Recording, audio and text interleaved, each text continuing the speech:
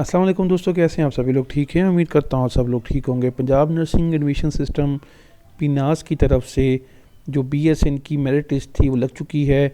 तो आज की इस वीडियो में हम देखने वाले हैं कि मॉर्निंग के बाद अब इवनिंग में क्या मेरिट रहा है, क्या क्लोजिंग मेरिट रहा है, फर्स्ट लिस्ट में कितने स्टूडेंट का एडमिशन हो सकेगा, कितने स्टूडेंट की लिस्ट लगी है और मज़ीद कितनी लिस्ट लगेंगी, सब कुछ इस वीडियो में आपको बताने वाला हूँ।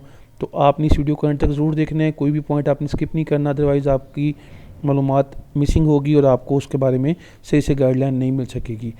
तो अगर हम इवनिंग मेरिट लिस्ट की बात कर लेते हैं तो उससे पहले कुछ इंस्ट्रक्शंस दी गई हैं कि अगर आपका लिस्ट में नेम आ जाता है तो आपने क्या करना है।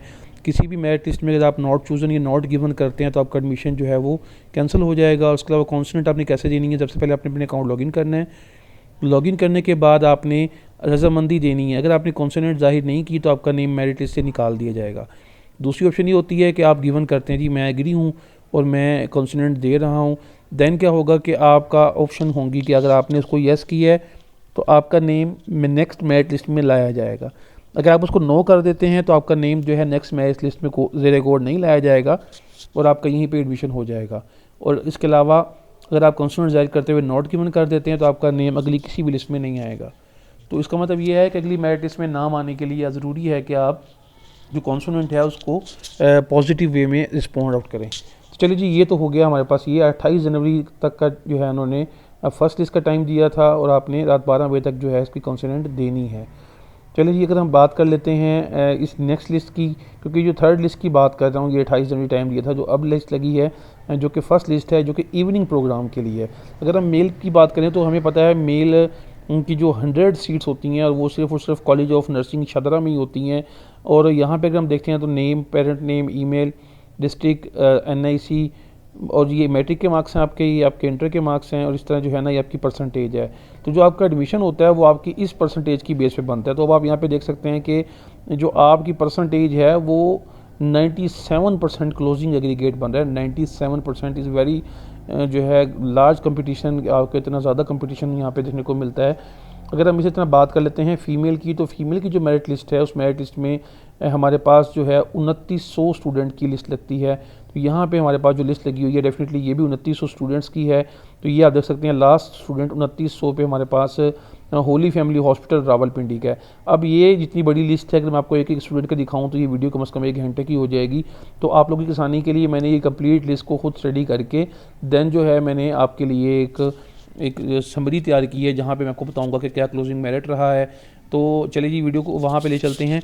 तो यहाँ पे आपको सबसे पहले आपको बताते चलूँ कि जो टोटल सीट्स हैं 2900 सीट्स हैं फीमेल की और 100 सीट मेल की है मॉर्निंग में। इसी तरह 3000 सीट्स आपकी हैं इवनिंग में। अगर हम मॉर्निंग के मेरिट की बात करते हैं तो जो मॉर्निंग का मेरिट है वो हमारे पास थर्ड मेरिट लिस्ट में 97.81 मेल के लिए रहा है और जो है 86.81 हमारे पास फीमेल के लिए रहा है।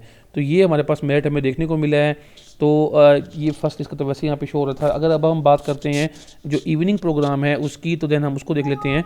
तो ये आप देख सकते हैं यहाँ पे अब जो है हमारे पास जो नेक्स्ट जो राउंड है उस राउंड में हमारे पास इवनिंग की लिस्ट लगी है। यहाँ पे सबसे पहले हमारे पास college of nursing government general THQ hospital Gojra है। तो यहाँ पे आप देख सकते हैं कि आपके पास जो 50 सीट्स अवेलेबल थी, जिनमें से आपके फर्स्ट में जो मेरिट लिस्ट लगी है उसमें जो आपका 930 वाला जो स्टूडेंट है उसका नेम आया है। मतलब जो लास्ट स्टूडेंट इस कॉलेज पे है वो 930 नंबर के साथ है।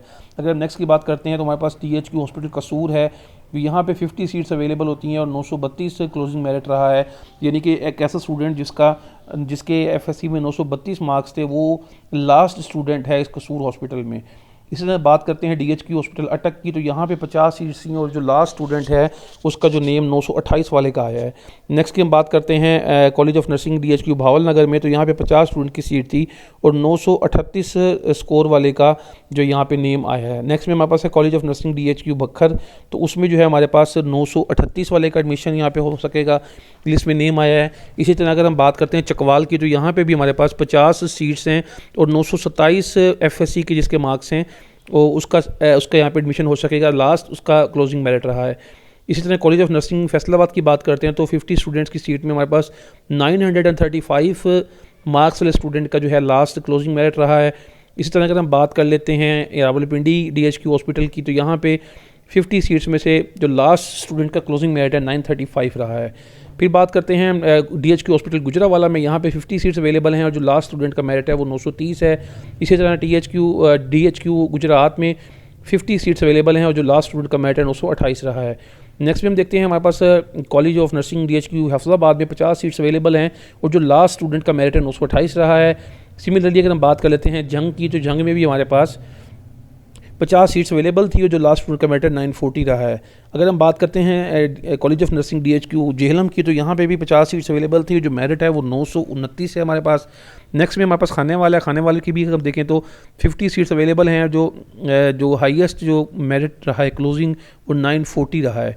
खुशाब की बात करें 50 सीट के साथ DHQ खुशाब में 928 पे मेरिट क्लोज हुआ है। और लिया की बात करते हैं तो 50 सीट के साथ DHQ लिया में 945 स्टूडेंट वाले का जो नेम है वो लिस्ट में आ चुका है।